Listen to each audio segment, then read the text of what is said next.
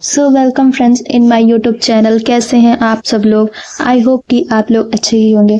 तो जैसा कि फ्रेंड्स हम लोगों ने पिछले चैप्टर में देखा था कि योडल गलती से एक रूम में पहुंच जाती है और वहां पे एक सिल्वर बाल वाला बंदा कुछ लोगों को मार रहा होता है। और वो जैसे ही योडल को देखता है वह पूछता है तुम यहाँ कैसे आ गए, और पूछता है कि तुमने यहाँ क्या देखा। तो वह बोलती है कुछ नहीं देखा। अब फ्रेंड्स इसके आगे देखते हैं। तो फ्रेंड्स स्टोरी की स्टार्टिंग में हम देखते हैं कि वो सिल्वर कलर के बाल वाला बंदा बोलता है योडल से कि तुम यहाँ कैसे आए। तभी योडल हिचकिचाने लगती है। तभी सिल्वर कलर के बाल वाला बंदा बोलता है अब क्या तुम्हारे पास सब नहीं है बोलने के लिए? तभी योडल अपने मन में सोचती है और कहती है ये आदमी कौन है और ये मेरे साथ इस तरह व्यवहार कैसे कर सकता है? अब मैं क्या करूं? ये तो मुझे पागल लग रहा है पूरी तरीके से। जहाँ तक मुझे याद है नॉवल में तो ऐसा कोई सीन नहीं था और ना ही ऐसा कोई कैरेक्टर था। ये तो मुझे खूनी हत्यारा लग रहा है। तभी उसे अचानक से याद आता है नहीं, एक आदमी था जिसके सुंदर सिल्वर हेयर थे, नोवेल का मेन प्रोटैगनिस्ट था। और फिर बोलती है तो क्या ये होली किंग यूलिसिस है? जैसे उसे ये याद आता है वो बिल्कुल हैरान हो जाती है और बोलती है नहीं, ये नहीं हो सकता, ये तो बिल्कुल इम्पॉसिबल है। तो फ्रेंड्स आज से हम इस सिल्वर बाल वाले बंदे को यूलिसिस ही बुलाएंगे। तभी यूलिसिस बोलता है तुम डरे हुए लग रहे हो, क्या बात है?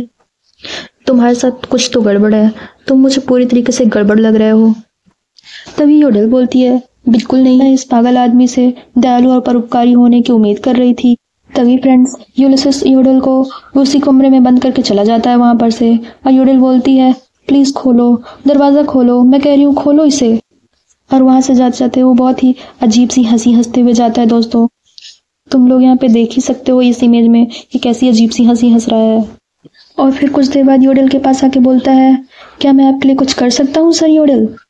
तभी योडल कांपते हुए बोलती है तुम्हें मेरा नाम कैसे पता चला और मैं कौन हूँ, ये सब तुम्हें कैसे पता चला, बताओ मुझे। तभी यूलिसिस बोलता है मैं तुम्हारे जैसे व्यक्ति को कभी भी कैसे भूल सकता हूँ, जरा तुम मुझे बताओ। यूलिसिस बोलता है पैलेडियम में हर कोई मेरे नियंत्रण में है और मैं हर किसी को देखता रहता हूँ, तो भाई मैं ऐसे भी किसी व्यक्ति को कैसे भूल सकता हूँ।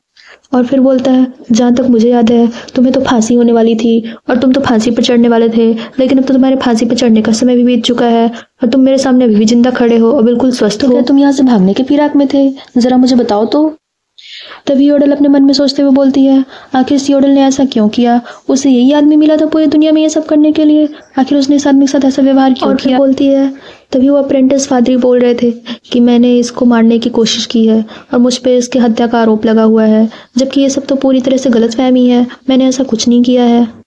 जब वो ये सब सोच रही थी तभी उसके सामने बहुत सारी इमेजेस आने लगती हैं जहाँ पे यूलिसिस से बोल रही थी कि मुझे आपकी होलीनेस बहुत पसंद है, मुझे आपकी होलीनेस की बहुत ज़्यादा केयर है, मैं आपको बहुत ज़्यादा पसंद करती हूँ। और वो ये सारी इमेजेस देख के बोलती है तो क्या ये सब योडल की यादें हैं? तभी उसे एक और इमेजेस दिखती है जिसमें वो बोल रही थी कि कृपया मुझे भी प्यार करो, मैं तुमसे बहुत ज़्यादा प्यार करती हूँ। फिर बोलती है आखिर हर कोई मुझसे इतनी नफरत क्यों करता है?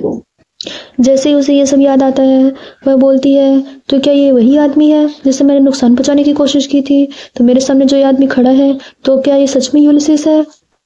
और फिर सोचते हुए बोलती है नहीं जरा रुको, ये सब क्या यादें हैं, ये कितना शर्मनाक पास्ट है।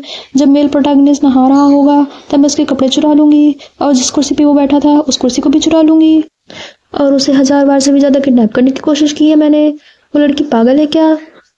वो एक परवर्टेड स्टॉकर है। तभी उससे यूलिसिस बोलता है कि मेरे एंकल अभी भी दर्द हो रहे हैं, जब कुछ दिन पहले तुमने उसे पकड़ा था। और उसकी ऐसी बातें सुनकर योडल बोलती है काश मैं किसी चूहे के बिल में जाकर छिप जाती, मुझे ऐसी शर्मनाक यादें इससे साझा क्यों करनी पड़ रही है? मैं बेवकूफ़ थी, इसको यकीन हो गया है कि मैं योडल नहीं हूँ। अगर ये दयालु और परोपकारी प्रोटैगनिस्ट तो मुझे तो इस बात का अंदाजा ही नहीं था और मुझे उम्मीद थी कि ये मुझे बचा लेगा।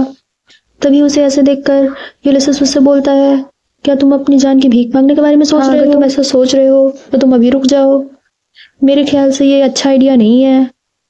और उसकी ऐसी बातें सुनकर योडल के तो आंसू ही निकल जाते हैं और वो सोचती है ठीक है तो ये मुझे नहीं बचाएगा और मैं इस अनजान जगह पे मर जाऊंगी। तभी यूलिसिस कहता है हिलना बंद करो, मैंने कहा ना तुमको हिलना बंद करो। और उसके कान के पास आके फुसफुसाते हुए बोलता है मैं तुम्हें जल्दी ही मार दूंगा। तभी योडल बोलता है मैं ऐसे स्वीकार नहीं कर सकता, मैं मरना नहीं चाहता हूँ, अब मुझे क्या करना चाहिए? मैं क्या ही कर सकता था और ये सब कैसे हो गया? और तभी उसे कुछ याद आता है और बोलता है अरे हाँ मुझे तो याद है, और अगर मैं ऐसा करूँ तो मैं अगर ऐसा करता भी हूँ तो मैं उस योडेल जैसा बन जाऊंगा, बिल्कुल परवर्ट। और फिर वो यूलिसेस से सॉरी बोलता है आई एम सॉरी। तो फ्रेंड्स, आप लोग को क्या लगता है वो यूलिसेस क्या करने की सोच रही है? जैसा कि आप लोग सोच रहे हो, हाँ फ्रेंड्स, वो यूलिसेस को पकड़ती है और पकड़ के किस कर लेती है। और फ्रेंड्स, ये चैप्टर यहीं पे एंड हो जाता है। तो फ्रेंड्स, आप लोग को आज का चैप्टर पसंद आया हो तो एक लाइक और एक सब्सक्राइब ज़रूर कर दीजिएगा। तो फ्रेंड्स, मिलते हैं नेक्स्ट चैप्टर में।